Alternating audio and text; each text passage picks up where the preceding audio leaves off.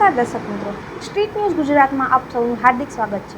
નમસ્કાર, જય હિન્દ. હું છું મીત પાડલિયા અને અમે બધા સરદારનગર સોસાયટીના રહેવાસીઓ છીએ જે છેલ્લા 10 વર્ષથી કોર્પોરેશનની અવ્યવસ્થાથી પીડાઈએ છીએ. તમે જોઈ શકો છો કે અમારી પાસે બેઝિક સુવિધાના નામે રોડ, રસ્તા, લાઇટ કંઈ પણ સુવિધા અમને પ્રોવાઈડ કરવામાં આવી નથી. છેલ્લા 10 વર્ષથી અમે આ પરિસ્થિતિઓ સામે ઝઝૂમીએ છીએ.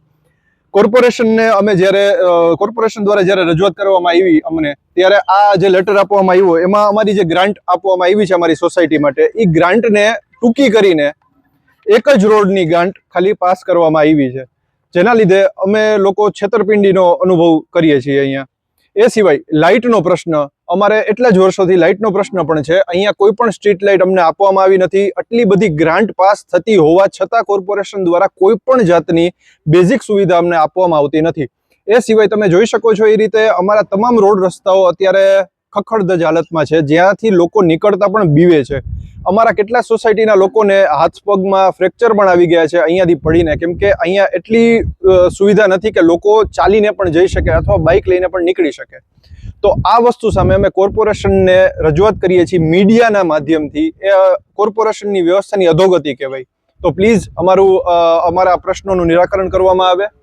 અને અહીંયા એક કૂવો છે જે એમને ઓપન કૂવો છે, જેમાં કોઈ પણ બાઇક ચાલક કે રાહગીર કોઈ પણ પડી શકે છે અને કોઈ મોટી દુર્ઘટના થઈ શકે છે. તો કોર્પોરેશન પ્લીઝ આ કોઈ દુર્ઘટનાની રાહ ન જોવે. સાથે સાથે સ્ટ્રીટ લાઇટ વગરનો એક અવાવરું રોડ છે, જ્યાં કેટલાય ગેરકાયદેસર કામો ચાલે છે, કેટલા અમાનવીય તત્વો અહીંયા આવીને કોઈ પણ ગેરરીતિ કરે છે, જેનાથી અમને સોસાયટી લોકોને ખૂબ જ અસંતોષની લાગણી આવે છે. તો પ્લીઝ આનું કંઈક નિવારણ કરવા અમારી નમ્ર વિનંતી.